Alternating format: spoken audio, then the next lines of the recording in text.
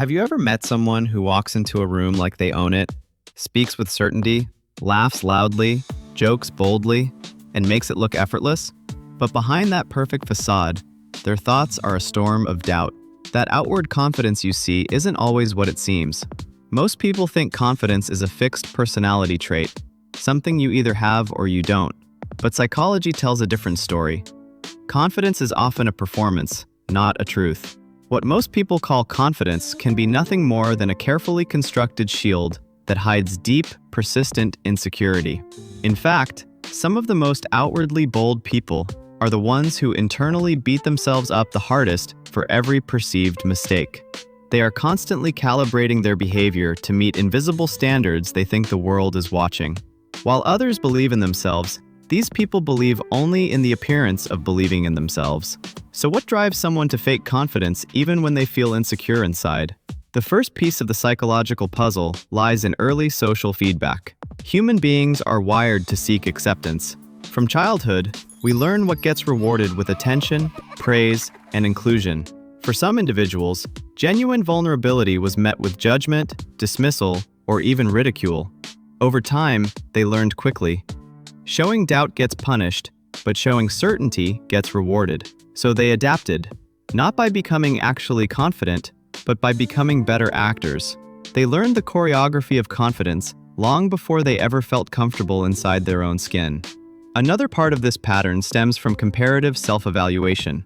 The human brain constantly scans social environments for threats and status. People who fake confidence often spend a huge part of their mental energy comparing themselves to others and mentally tallying where they fall short. They note every slight, every inconsistency, every moment someone else looks more competent, more attractive, more capable.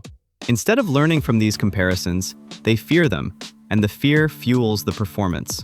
What looks like swagger on the outside is actually a defense against the terror of being judged as not enough.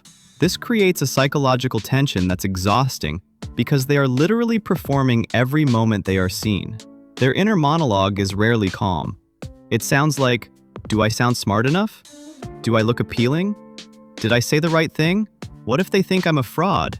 This is why even successful actors, leaders, and performers sometimes speak openly about feeling like an imposter. The psychology behind that is the same. They are terrified that if the mask slips, no one will see the real person behind it as worthy. Faking confidence becomes a coping strategy. It becomes a way to avoid the emotional pain of rejection, the fear of failure, and the shame of imperfection.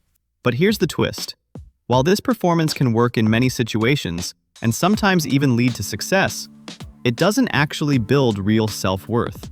In fact, it often does the opposite. Because they are constantly watching their own behavior, checking and adjusting, they rarely get to experience genuine self-approval. They learn to value themselves only when they hit a mark or receive external validation. If no one notices how hard they're trying, they think they must not be worthy at all. Create a vicious cycle of anxiety that shows up in other ways. Perfectionism, procrastination, chronic self-criticism, and social exhaustion.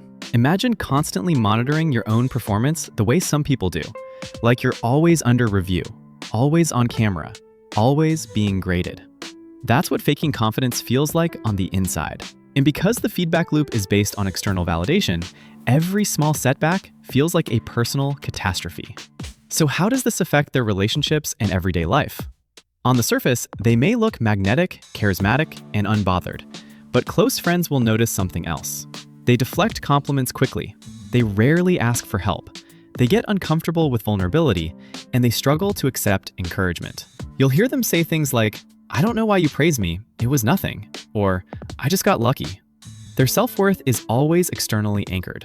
Because of this pattern, activities that require genuine introspection or emotional openness, like deep conversations, asking for support, or admitting mistakes, become sources of discomfort rather than connection. And ironically, the more they pretend to be confident, the more they feel isolated internally. This leads to an emotional paradox. They appear socially powerful, but feel psychologically weak. And this is exactly why people who fake confidence can suddenly collapse when praise or validation stops. Their sense of self isn't rooted in any internal truth, but in a fragile structure of feedback. Likes, compliments, acknowledgement, promotions, attention. Remove the external props, and there is nothing solid underneath. But here's the important psychological insight. Faking confidence and feeling insecure is not a character flaw. It's a learned survival mechanism. It develops because vulnerability felt dangerous in the past.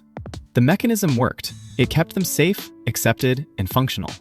But the mechanism also became overactive, and now creates unconscious stress in situations where real confidence would be more useful.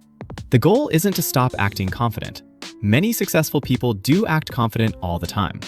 The goal is to integrate performance with inner self-acceptance. That means gradually learning to trust yourself without needing constant external evidence of worthiness. It means developing a self-verifying inner voice that can say, I am competent even if I make mistakes. I am enough even when I doubt myself. This doesn't happen overnight. It requires intentional practice, small risks with vulnerability, and the willingness to experience discomfort without retreating into performance. Start by noticing when you are performing versus when you are genuinely curious, open, or relaxed. Notice if you are smiling for effect or because you genuinely feel connected. Notice if your consent to speak or act is driven by validation or by self-expression. These tiny distinctions matter because they build the bridge from acting like confidence to feeling confidence. What most people call authentic confidence is just the nervous system settling into a pattern of self-trust over time. Instead of constantly preparing for the worst, you learn that your worth doesn't depend on perfect performance. And as this internal trust grows, the mask becomes less necessary. People who once faked confidence begin to realize that they never needed to pretend at all. They needed to accept the parts of themselves they were taught to hide. So next time you see someone who seems unshakably confident, remember, confidence is not always a revelation. Sometimes it's a reconstruction. And sometimes it's a bridge that leads from insecurity to something much closer to inner peace. If this video made sense to you and you've ever felt this way, comment "seen" below and share which part connects most with your experience.